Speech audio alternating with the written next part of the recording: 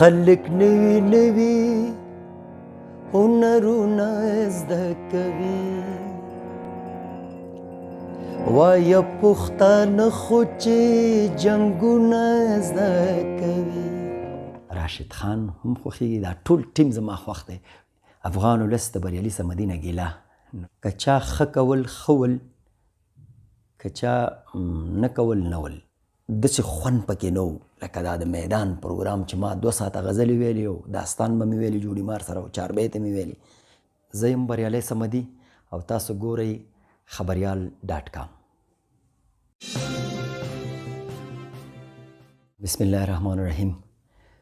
سلامونه نیکی هیلی، بریالي صمدي یم، ستاسو یو هنرمن دا چې ستاسو په خدمت کې یم. زه پیدا شوی په ننګرهار همیشه بهار کې یم او په ننګرهار کې بیا ریګ شامت خان یو منطقه ده، په هغه ځای پیدا شوی یم. نو مکتب او زده کړه خو یو وخته پورې مې په بیا عمر کې جلال آباد ښار کې دلته مې یو وخته پورې بیا د دې ځینه 3م صنف غالبا 4م صنف و. هغې نه بعد بیا داسې حالات د ننګرهار او زموږ د وطن حالات لږ کړکېچن غوندې و. بیا زه خپله مکۍ سره لاړم پېښور ته، په پېښور کې مې هغې سره ژوند کو. بیا نو زما د هنر سره شوق و، تبلې سره مې هم شوق و، هارمونۍ سره مې هم شوق و، خو زیاتتر مې د هارمونۍ سره و، د سندرو سره چې زه باید خپل د ولس دپاره یو ښه سندرغاړی یم، باید جوړ شم. نو دغه مې ډېر شوق و. خو بیا په پېښور کې داسې مسله وه چې زه خپله مکۍ سره خپل استاد سره چې زما استاد ستار استاد مې استاد دی، زما ماما هم دی، زما محترم مشر هم دی، د پلار حیثیت او د استاد حیثیت یو برابري. نو هغې سره به مې هغې به په کباړي بازار کې دیره و، دفتر به و، نو شاګردان یې وو ډېر، هغې سره مې کار کوو او هغې به راته دا هنر لږ لږ زده کوو. خو دې سره سره سار د مانځه نه بعد بیا زما د سبق مسله وه چې جومات ته به تلم. زموږ په پېښور کې په اخون آباد کې هلته ژوند کوو چرمیان دفتر سره. نو سار کې به بیا سبق له تلم جومات ته، د سبق زده کړه به مې وکړه قرآن مجید. او هلته زما استاد چې کوم خدای بخلی، خدای دې وبخي، د سبق استاد، هغې به زه پاسولم، د ماشومانو دپاره به مې سبق ورکړو. د هغې نه بعد چې راتلم بیا مکتب ته تلم، زما امکۍ دی خدای د ټول اسلام سره وبخي، هغې مکتب کې داخل کړو په اخون آباد کې، هلته یو مکتب و. نو هغه کې مې تقریبا یو څه وخت مکتب وویلې او بیا به د مکتب نه بعد بیا به تلم کباړي بازار ته، هلته مې خپل استاد سره کار کوو.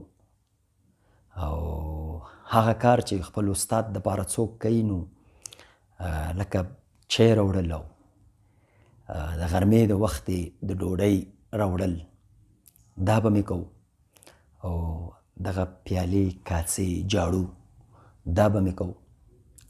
نو لږ لږ هارمونیم به مې زده کوو، استاد به راته زده کول.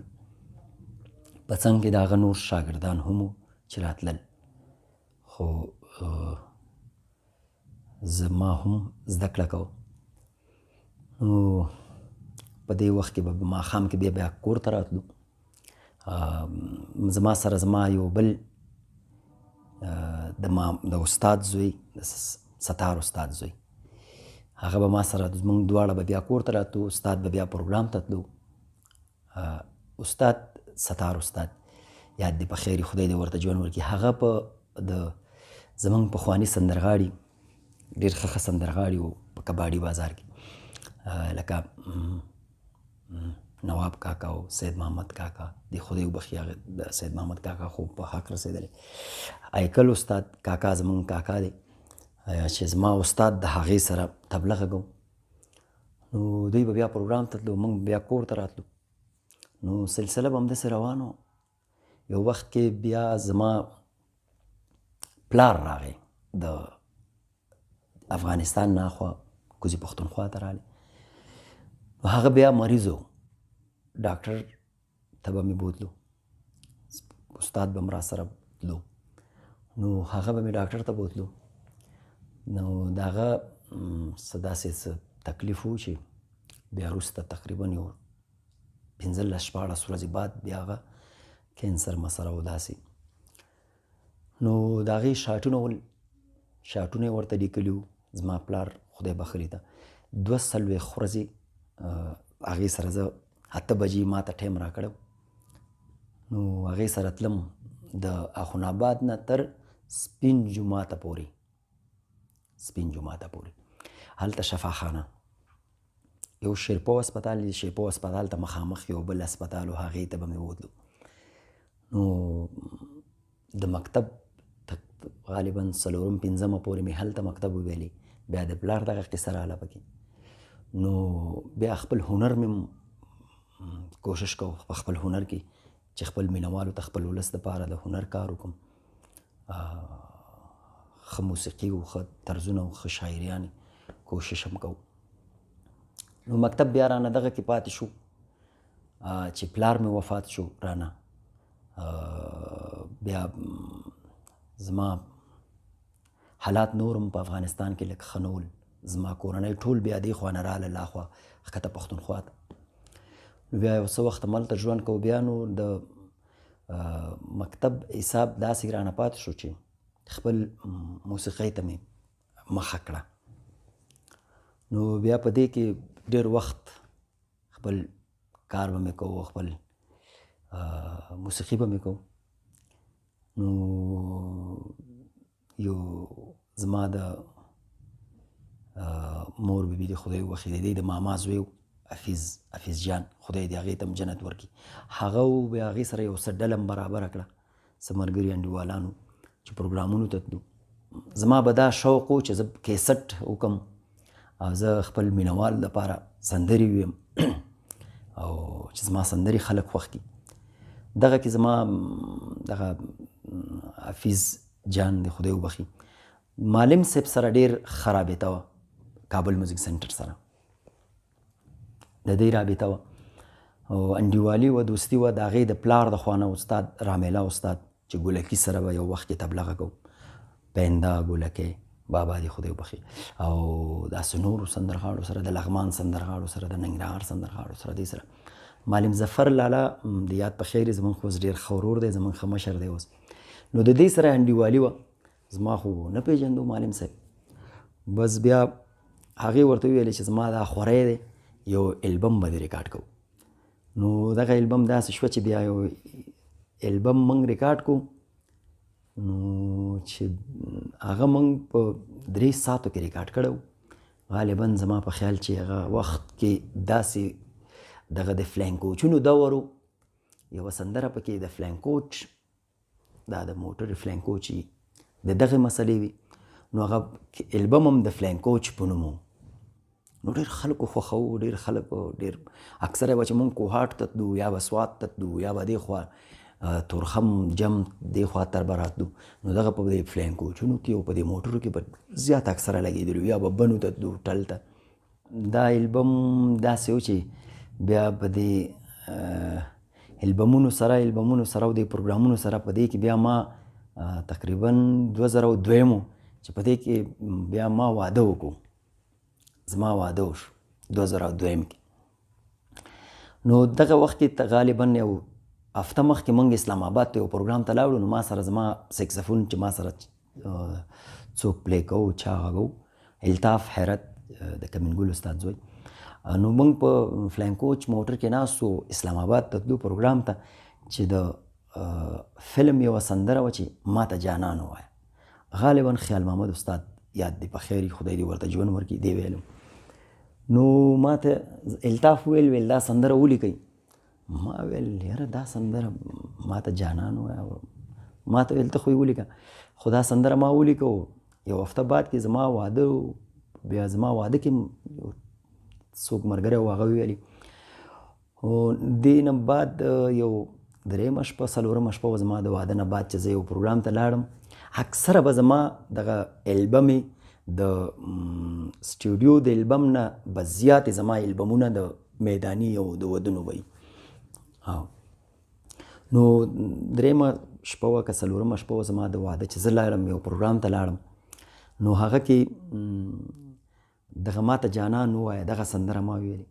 یو مې دا پکې ویلې و چې په مزه مزه کابل ته کډې لاړې، او یو دا سندره پکې وه چې نکریزې ګډېدې سینګار دې جوړېدو. دا درې سندرې پکې ډېرې مشهورې شوې او مشهورې وي. خلکو ډېر خوښ کو. بیا دا بازار ته راووتو. چې بازار ته راووتو محمد ولی موزیک سنټر هغې رایستی و، اول خان موزیک سنټر رایستی و. دی چې رایستی و نو بعد کې بیا دا البم ډېر زیات بیا معلم صاحب ظفر هم راویستو. نو دا البم زما ډېر مشهور و. ډېر خلکو زما ولس زما مینوال ډېرو مینوالو خوښ کړی و. نو د هغې نه بعد بیا یو خو ډېر زیات البم زما ما ته جانان ووایه دغه البم ډېر زیات چلیدلی و. دې نه بعد بیا نور البم بیا هم داسې ارمانونه یو البم شو، امیدونه یو البم شو، او آخري البم نو شپږ دېرشم غالبا شپږ دېرشم وی چې لپه یو البم موږ معلم صاحب ته ریکارډ کړو. نو هغه وخت کې به موږ ما سندرې ویلي.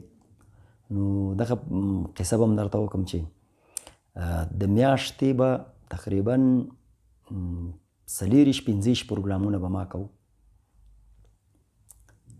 نو بس چې څه مې خولې ته راتلو ویل به مې، خپل ولس به مې خوشحاله ساتو، مینوال به مې خوشحاله ساتو. خو د کوشش مې هغه وخت کې بیا ډېر زیات شو.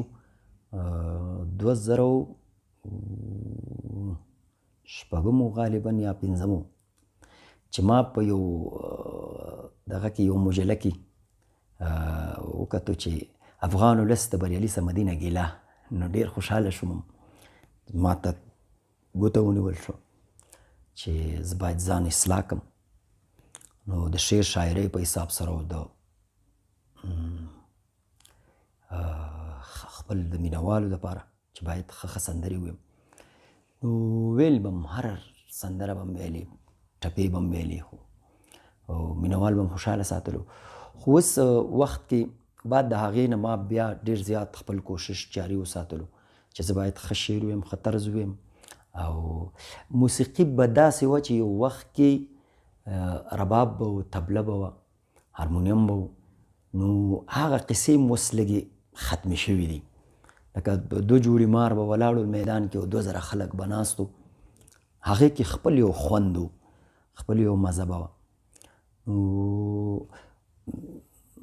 رباب، طبله، هارمونیا دغه موسیقي به وه.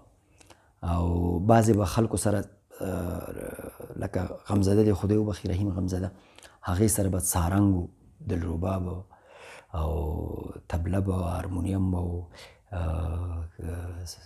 کلارټ به و، داسې ښه موسیقي و دغه. خو ډېرو خلکو به داسې نه ګرځو. ډېرو خلکو به داسې ګرځو چې 2 هارمونۍ به وي او طبله او رباب به. خو دغه یو څه پکې موږ به ونه وایو چې موږ هم کار کړی دی، ځکه موږ دومره کار نه دی کړی چې څومره دی نورو هنرمندانو کړی دی او ښه هنرمندانو. نو ما هم یو څه کار وکړ، سیکسفون او کیبورډ بیا ما ځان سره چې ما سره زما په څنګ کې و، ما سره ملګري. نو بدلون رالو په موسیقۍ کې، خو ښه بدلون دی په هنر کې او په موسیقۍ کې. په استادانو کې زما بیا استاد محمد حسین سراهنګ زما خوښ دی چې زموږ پلارنی استاد دی، زما د پلار استاد و، هم یې خوښ و. بیا په کلاسیک کې او استاد سلامت علي خان مې خوښېږي. ډېر دا نابغه خلک ول. بیا په غزل کې چې څوک و نو هغه مهدي حسن صاحب و، او بیا په پښتو کې خیال محمد استاد بادشاهي غزل دی، شاهین شاهي غزل دی په پښتو کې، استاد شاه ولی، حیب استاد، استاد اول میر او هارون باچا زما ګران.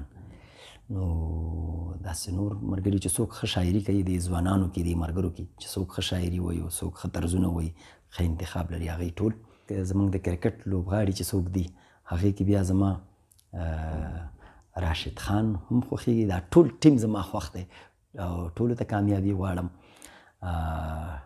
بری غواړم ټولو ته په هر میدان کې دی. الله پاک نه سوال کوو چې ورته بری غواړو ټول خپل کرکټ ټیم، ځکه د افغانستان هر بچی په دوی خوشحالي او ویاړ کوي. شاعران شاعري خو زما د ټولو شاعرانو خوښېږي چې څوک ښه لیکل کوي.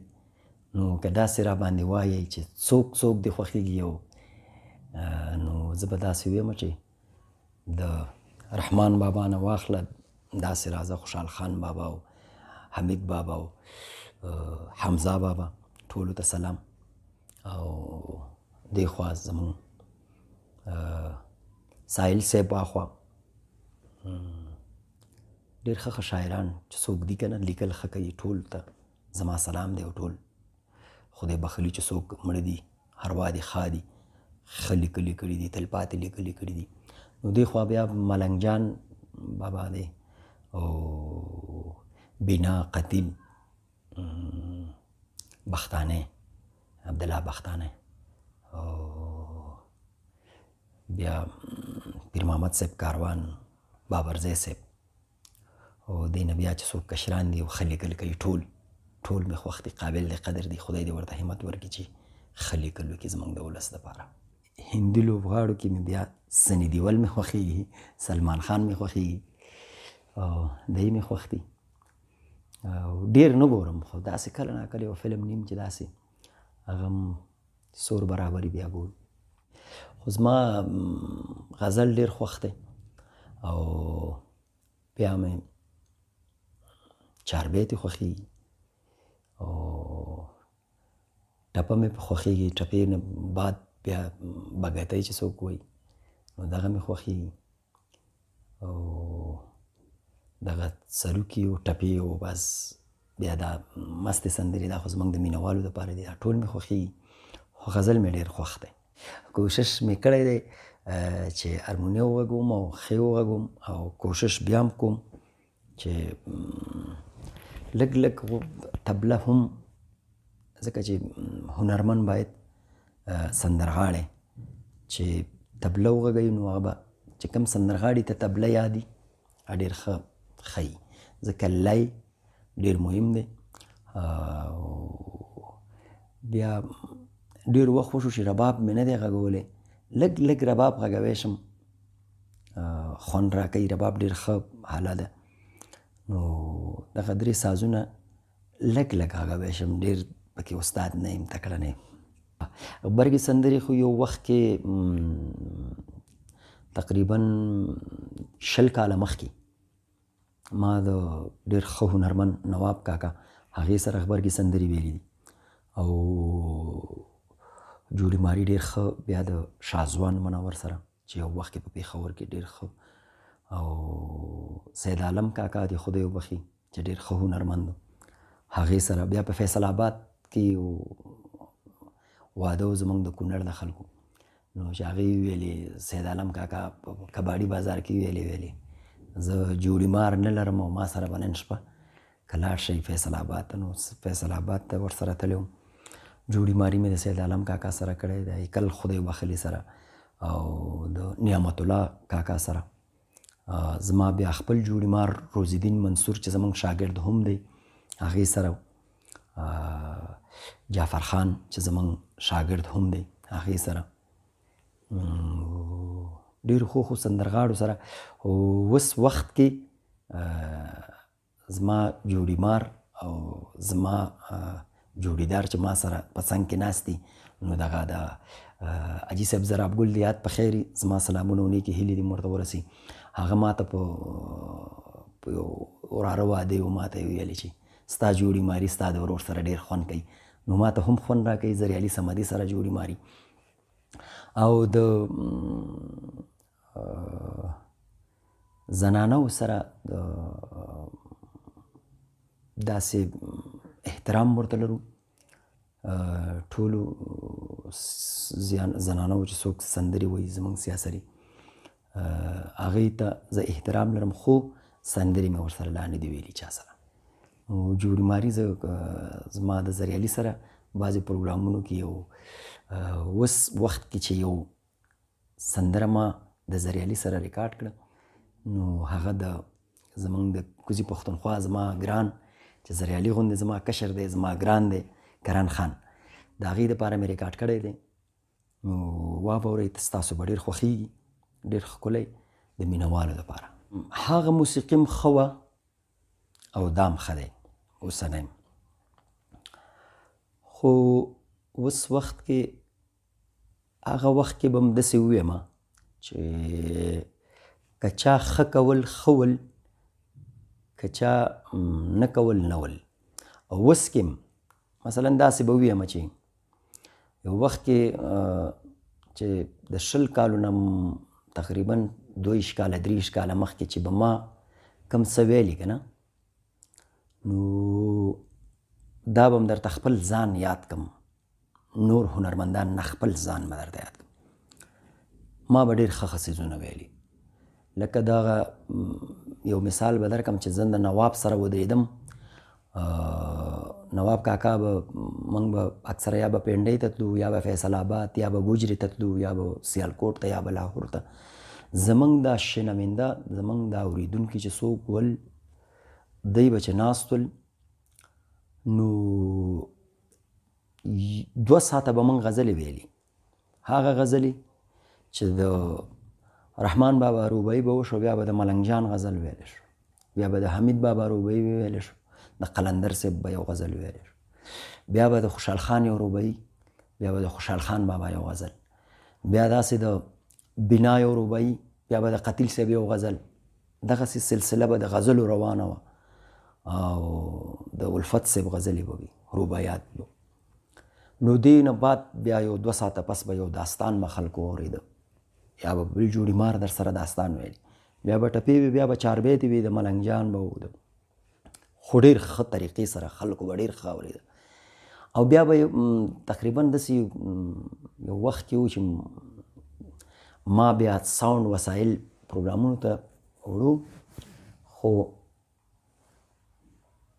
داسې خوند پکې نه و لکه دا د میدان پروګرام چې ما 2 ساعته غزلې ویلې او داستان به مې ویلي جوړي مار سره، او چاربیتې مې ویلي. دغسې خوند به پکې نه و. شاعري به مې ویلې، خو داسې مزهداره شاعري نه. داسې نو داسې م ول. اوس هم هماغه خبره ده. اوس دور کې لکه هغه موسیقي خو نشته پخوانی، خو نشته. دا ماډرن موسیقي لکه د کمپیوټري موسیقي درته یادوم. مثلا که وګورئ اوس هارون باچا زموږ یاد دی په خیر، یا استاد شاولی، یا فرهاد دریا، یا ښه سندرغاړي زموږ که نه، شاعري م ښه او موسیقي م ښه، طرز م ښه. او لکه بعضې زموږ دا زما نه چې څوک کشران دي، دا ملګري دوستان بعضې، دی داسې یو سندره ووایي چې موسیقي م ښه نه وي، او شعر م ښه نه وي، او طرز م ښه نه وي، او یا موسیقي ښه وي، یا شعر ښه نه وي، یا هغه طرز ښه وي، شعر ښه نه وي، او موسیقي داسې. نو دغسې خبرې دي. نو دغه باید هر سندرغاړی، زما نه واله تر ټولو سندرغاړو پورې، باید ټول کوشش وکړي چې هغه سندرې، هغه شاعري او هغه موسیقي چې خیر که هغه نن نه اورېدل کېږي، نو یو کال پس به خلک هغه خوښوي. لکه یو غزل سړی ریکارډ کې دا دې ونه وایي چې ما غزل وویلې او څوک یې نه خوښوي. نه، حتما لیکل ورکوم زه.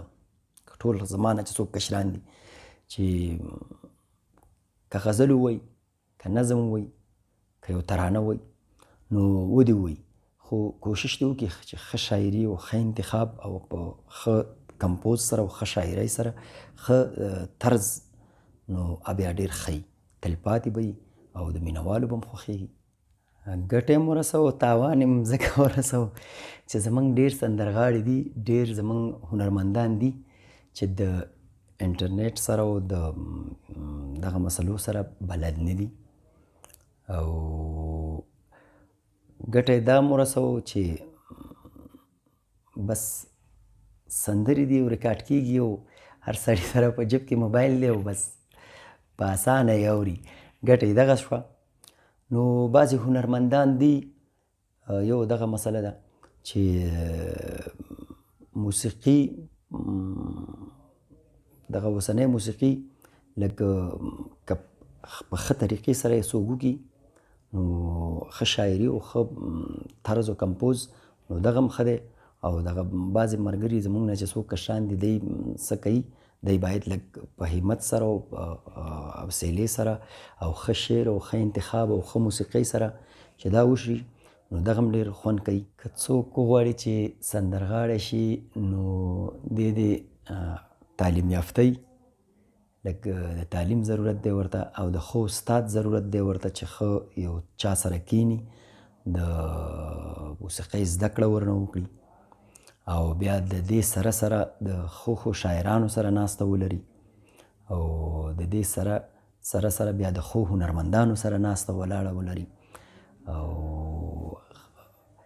ښه سرولی ښه پلی نو بس دغه بیا ښه سندرغاړی. نو یو څه ما ریکارډ کړي دي، خدای دې وکړي چې زما د ولس او زما د مینوالو خوښ شي. یو د سولې دپاره یو څه مې ریکارډ کړی دی او د وطن دپاره مې څه کړي دي او د مینې دپاره دي. خو خپل مینوال دپاره مې ډېرې ښې ښې سندرې ریکارډ کړي دي. انشاءالله په آینده کې به یې اورئ او بیا هم کوشش کوو چې داسې سندرې خپل مینوالو ته خپل ولس ته وړاندې کړو چې د هغوی زړه او د هغوی سور برابري او خوشحاله وي. دغه څه کار چې ما کړی دی په پېښور کې د یمي واصف جان او بريالي صمدي سره، په هغې کې یو غزل ما داسې ویلی دی، د ډاکټر صاحب محمد اسرار اتل یو غزل مې ویلی دی د خپل د پښتنو دپاره. نو کار به داسې کوو د پښتو دپاره چې هغه د مینې کاري. نو خدای دې موږ پښتانه زموږ چې څوک په لار دی یا خو دې په لار دی خدای لري، څوک بې لاره دی هیبه هغه دې خدای په لار کې. نو ډېر دردیږو ځورېږو. نو یو غزل ما ریکارډ کړی دی، په ډېر مینه مې ریکارډ کړی، وابورئ د هغه سندرو نه. نو یو تاسو ته ډالۍ کوم، اتل صاحب ډېر ښه لیکل کړي دي، ډېر ښه کمپوزیشن هم ورته کړی دی، واورئ.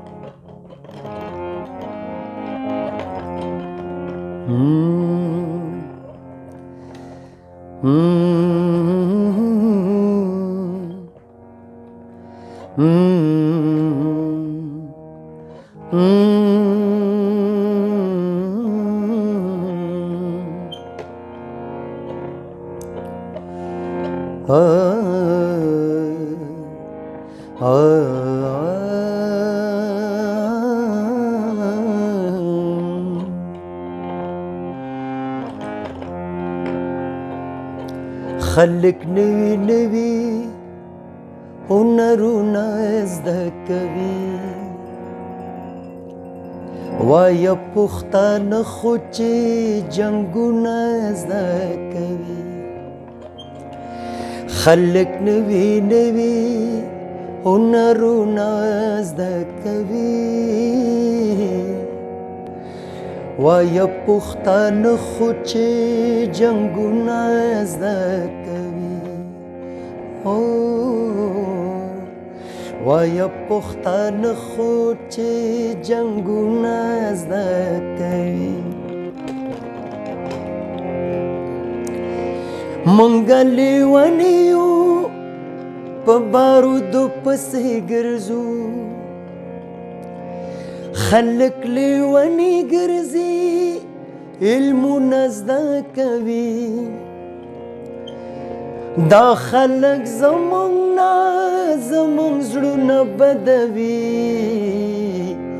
دا خلک په مونږ هسې چلونه زده کوي وایه پښتانه خو چې جنګونه زده کوي خلک نوي نوي هنرونه زده کوي وایه پښتانه خو چې جنګونه زده کوي وایه پښتانه خو چې جنګونه زده کوي وایه پښتانه خو چې جنګونه زده کوي.